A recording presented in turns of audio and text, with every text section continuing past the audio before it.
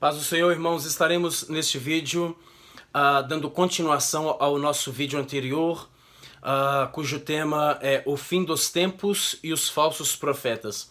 Eu estava falando a respeito daqueles que vêm de fora e daqueles que se levantam dentro do nosso meio, como Paulo profetizou aos anciãos da igreja de Éfeso, dizendo que após a sua partida viriam falsos profetas, homens enganadores que viriam de fora para dentro.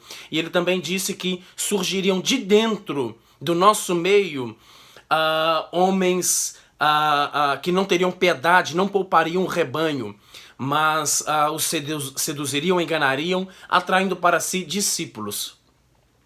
E a diferença entre esses dois, irmãos, entre os que vêm de fora e os que vêm de dentro, a diferença é que os que surgem do nosso meio, os que vêm de dentro, eles são muito mais prejudiciais, são muito mais maléficos do que aqueles que vêm de fora. E eu vou explicar o porquê. Porque eles surgem no nosso meio com uma aparência de piedade e eles, no princípio, eles conquistam as pessoas, eles mostram a sua piedade, eles vão trabalhando, eles vão fazendo.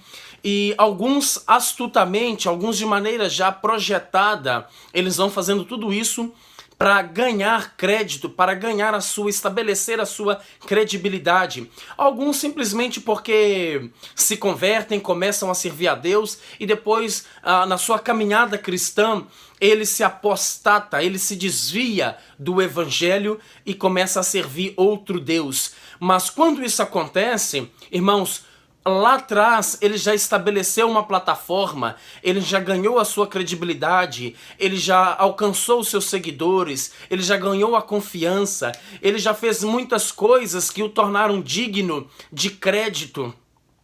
E aí quando se levanta um profeta de Deus para denunciar a falsa ortodoxia desses homens, para denunciar o pecado, os seus falsos ensinos, a sua inconformidade com a sã doutrina de Deus, se levantam dentro dos seguidores daqueles homens, alguns dizendo a seguinte coisa: quem é você para tocar no ungido do Senhor?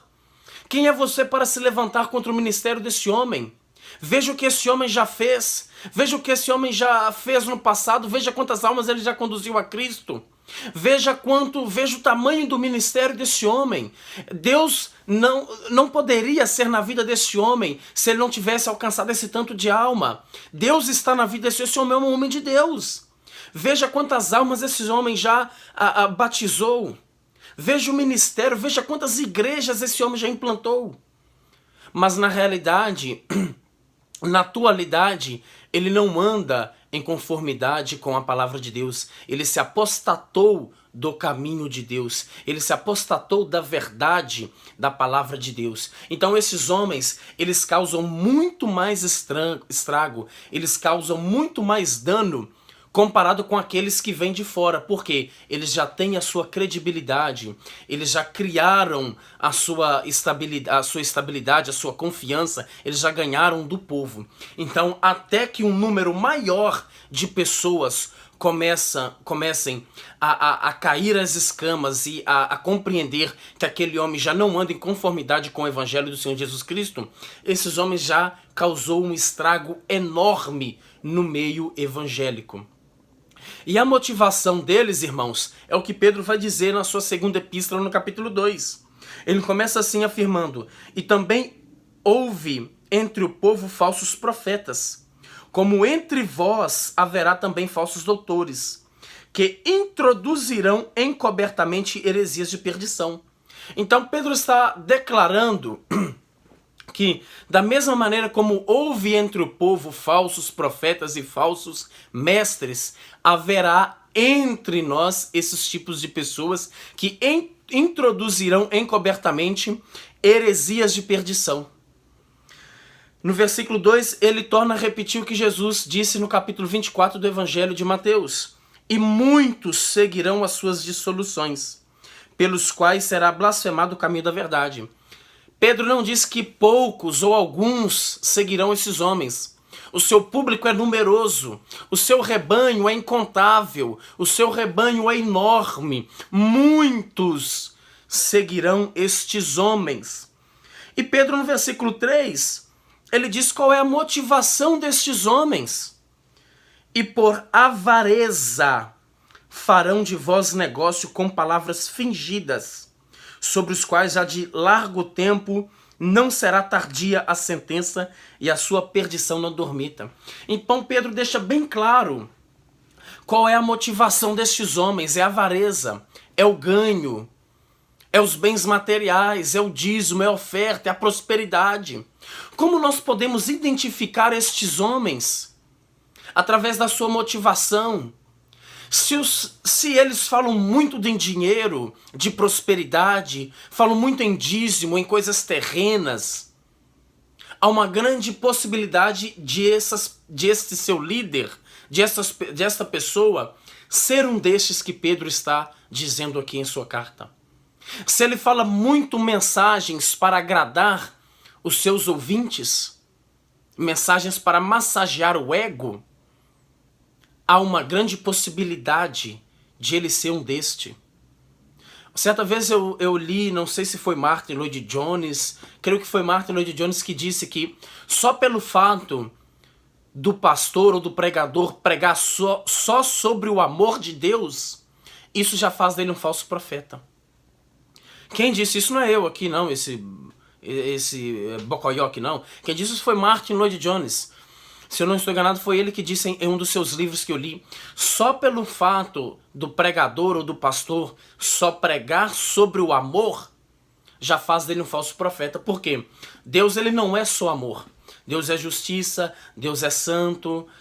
Então, há inúmeros atributos de Deus. Então, só pelo fato de ele enfatizar o amor e desprezar a justiça, já faz dele um falso profeta. Porque a sua mensagem, o propósito da sua mensagem não está sendo em confrontar o pecado, a vida pecaminosa, a natureza pecaminosa, mas sim agradar os ouvintes, massagear o ego dos seus ouvintes. Para quê? Para que eles sintam confiança, para que eles creiam naquele homem, para o tornar mais digno de credibilidade, para o tornar mais querido, para que ele, sendo queridinho do seu público, dos seus ouvintes, ele possa arrancar mais dinheiro. É tudo interesse, como Pedro falou. O seu motivo, a sua motivação é a avareza. Então, pelas mensagens destes homens, nós podemos identificá-los. Outra maneira como nós podemos identificá-los é a maneira como eles reagem quando eles são questionados ou quando eles são confrontados por outros homens. A Bíblia diz que quando o rei, um rei de Judá, me fugiu da memória o nome, foi ter com o rei Acabe, e o rei Acabe convidou esse rei, não sei se foi o rei Jeoacás, convidou esse rei para invadir uma cidade, Ramote de Gileade. Me fugiu o nome da cidade também. O rei de Acabe, de Israel, convidou esse rei de Judá para invadir uma cidade. E eles decidiram consultar os profetas do rei Acabe. E havia lá uns 400 profetas, uma enorme... um bando de falsos profetas lá que profetizavam coisas positivas a favor do rei ali, a favor dessa invasão, dessa guerra que eles estavam planejando fazer contra aquela cidade. E o rei de Judá, o rei do Reino do Sul, desconfiou algo ali, que algo estava comprado aquilo ali, algo não descia bem. Ele falou: porventura não é mais profeta aí não? Aí ele falou: tem um outro profeta aí, mas ele só profetiza coisa má a meu respeito. Ele falou: manda trazer esse homem aí. Era o profeta Micaías. Quando o enviado estava trazendo Micaías, ele disse para Micaías: olha, os outros profetas lá, tudo profetiza coisas boas a respeito do rei. Tome cuidado para que você profetize coisa boa também. Ele: vive o Senhor, o que o Senhor disser, eu vou fazer.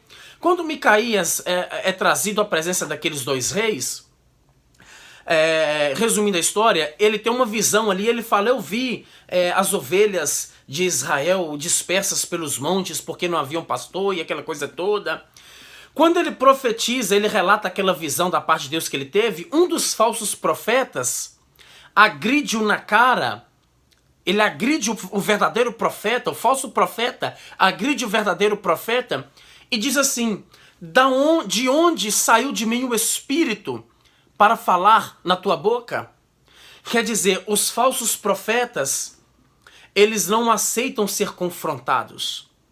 Quando Deus levanta um verdadeiro profeta para desmascará-los, eles agridem esse verdadeiro profeta. Eles agridem com ofensas, eles agridem com gestos, eles agridem até com socos e pontapés ou com palavras. E eles se julgam ser o dono da revelação, o dono do Espírito Santo de Deus. Então essa é uma das características dos falsos profetas. Eles têm ódio dos verdadeiros profetas. Eles têm ódio daqueles que o confrontam, que apontam para o seu erro. E Pedro, quando ele diz que muitos o seguiriam, ele está corroborando com o que Paulo escreveu a Timóteo em sua primeira epístola, no capítulo 4. Ele diz assim: mas o Espírito expressamente diz que nos últimos tempos apostatarão alguns da fé, dando ouvidos a espíritos enganadores e a doutrinas de demônios. Esses espíritos enganadores, irmãos, essas doutrinas de demônios, estão no meio da igreja, estão sendo propagada, divulgada por esses falsos profetas, por esses falsos mestres. Não são demônios, espíritos malignos que estão se materializando nos púlpitos das igrejas e estão trazendo essas doutrinas malignas, demoníacas no nosso meio, trazendo apostasia, trazendo erro, conduzindo pessoas ao erro, ao engano. Não, são falsos profetas que estão sendo influenciados por espíritos malignos. Isso é muito perigoso. E Pedro, para encerrarmos aqui, no versículo 14 de 2 Pedro, capítulo 2, Pedro vai falar qual é o alvo destes homens. Olha o que ele diz: tendo os olhos cheios de adultério e não cessando de pecar, engodando as almas inconstantes, tendo o coração exercitado na avareza, filhos de maldição. Observe que Pedro diz, irmãos, que estes homens, eles vivem uma vida pecaminosa e eles vivem enganando as almas inconstantes. Algumas versões vão dizer enganando as almas fracas. Observe que o público destes homens, o alvo que eles buscam atingir, são essas almas fracas. Porque essas almas fracas, inconstantes, não têm estrutura. Elas não têm conhecimento da verdade.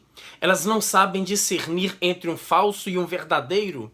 Porque elas não têm conhecimento da palavra de Deus, que é o parâmetro no qual esses homens devem ser comparados e analisados. As suas mensagens.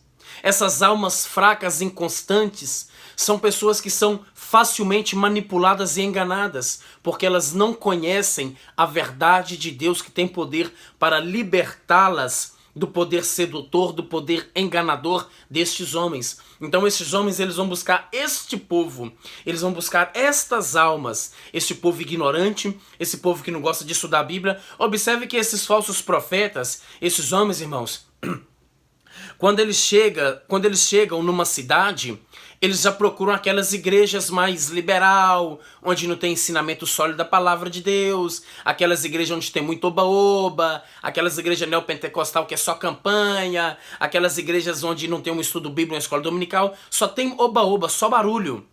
Você pode pegar qualquer membro lá e conversar sobre a doutrina da justificação, elas não sabem nem o que é justificação pela fé.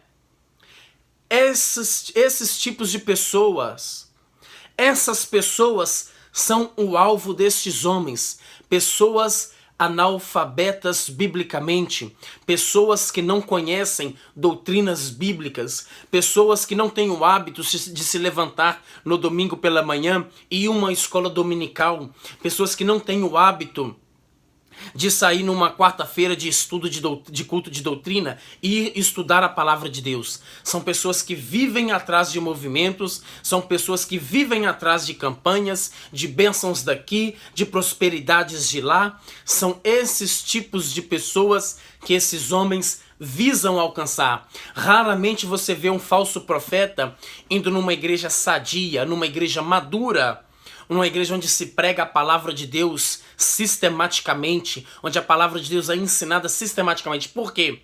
Como diz aquele ditado secular, o lenhador sabe aonde ele tira a sua lenha. Então esses homens, eles sabem o território onde eles vão atacar, onde eles sabem onde é que eles vão ir. São este alvo, as almas inconstantes e fracas. Então, meus irmãos, que nós possamos estar embasados nas Escrituras, que nós possamos meditar na lei do Senhor dia e de noite, que a lei do Senhor possa estar em nós, para que nós não venhamos a ser vítimas destes homens, e que nós não venhamos também a assustar com a imensidade de falsos profetas e falsos doutores que têm surgido no nosso meio, pois a Bíblia predisse de antemão que surgiria do meio de nós e viria de fora. E à medida que os tempos dos fins se aproximam, o que vai acontecer é que vão surgir e vão se levantar cada vez mais estes homens no nosso meio. Haverá uma explosão de falsos profetas e de falsos doutores no nosso meio ainda maior.